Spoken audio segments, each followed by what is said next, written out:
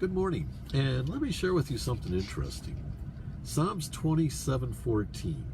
Wait on the Lord. Be of good courage, and he shall strengthen your heart.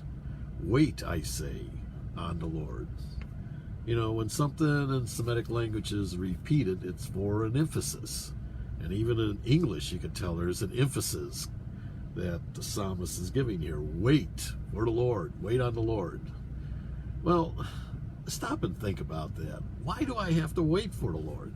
I mean, I wait a lot of times. I drive this disability bus, and I usually wait on my passengers because they're disabled, and it takes them a little extra time to get on my bus or to get them on my bus. But God's not disabled, so I don't have to really wait on him.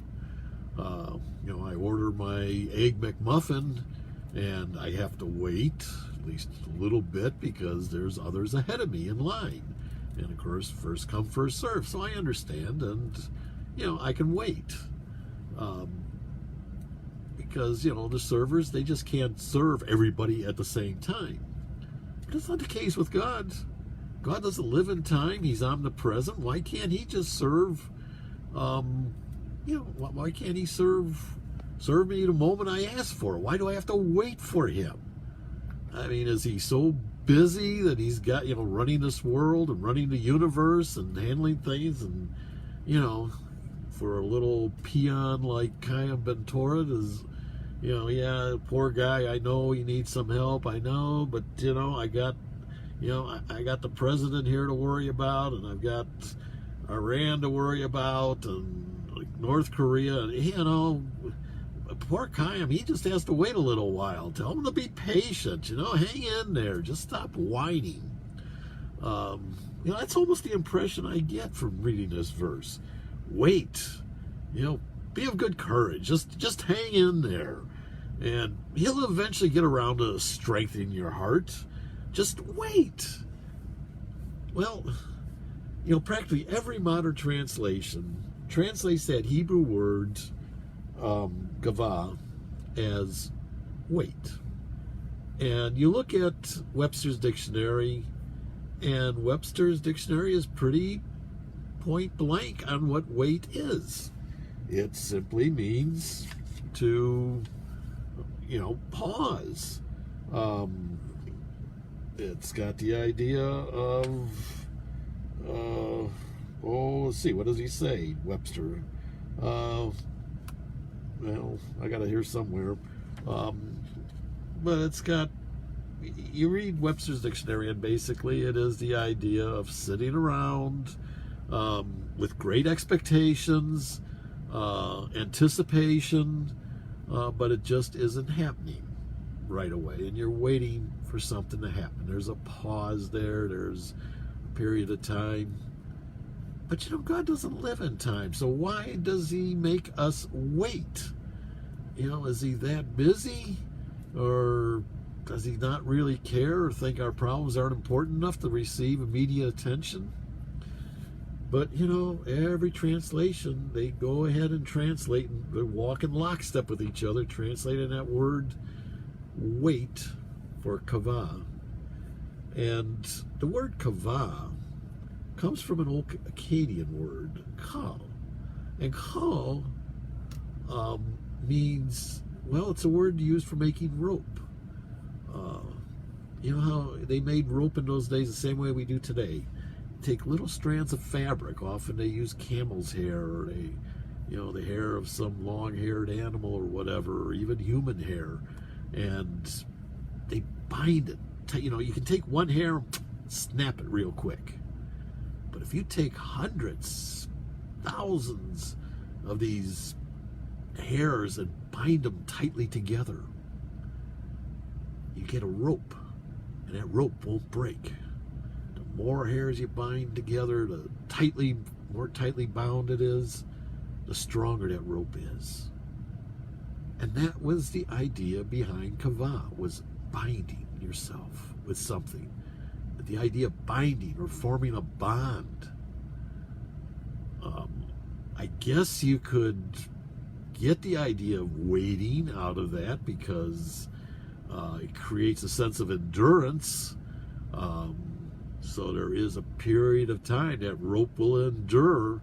When you bind yourself with something, it endures. So I guess you get waiting out that. But our first impression we hear the word wait is, well, let's sit around, gang. God's, he's off at some other church there, and he's doing his thing. So we got to wait our turn. So let's just sing a few hymns, climb up to Sunshine Mountain here, and eventually God will get around to visiting us. I'm not saying it's a mistranslation. You can get wait out of the word kavah. But what I think might have happened is this Akkadian word ka sounds a lot like ka'al. And ka'al is the idea of waiting, sitting back with an expectation. And possibly there was that little misunderstanding as things moved through the translation process. And I would, there are some translations, well, not really translation, paraphrases, that use the word hope in the Lord, or rely upon the Lord, or trust in the Lord, and that's getting a little closer to what this is saying.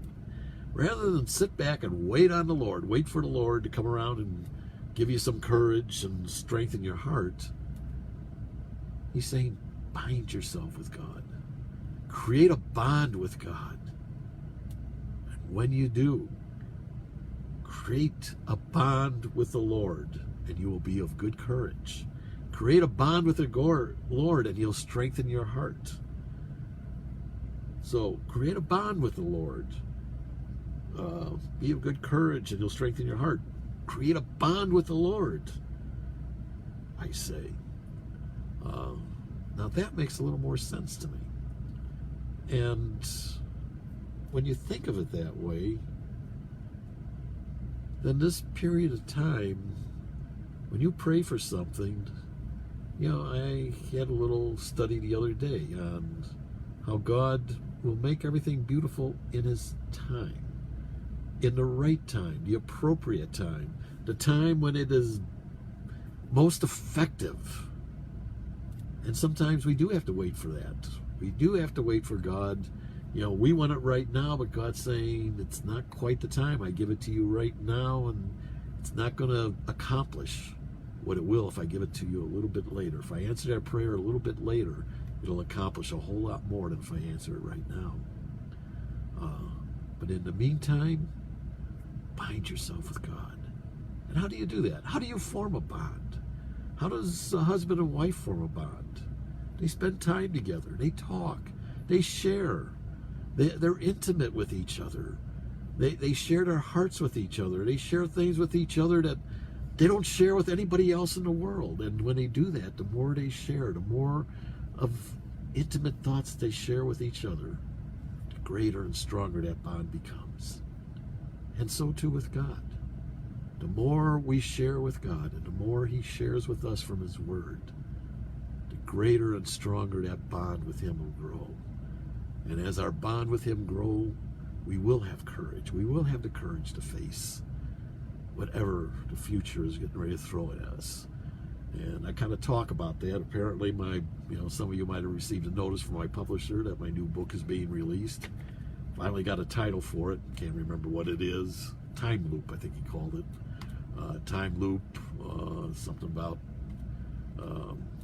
comparison of ancient Persia to the United States. Anyways, you probably got the email. And in that I go into what we could be facing in the future in the United States as believers. And there's never going to be a time greater than these coming months and years where we're going to really need to be bonded with God.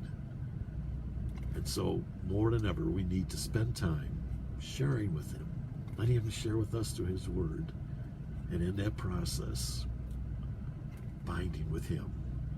And when that happens, we realize he's with us every moment of the day. We're bound together. There's no getting away from him. And as long as everything we do is unto him, you'll see the necessary answers to your prayers.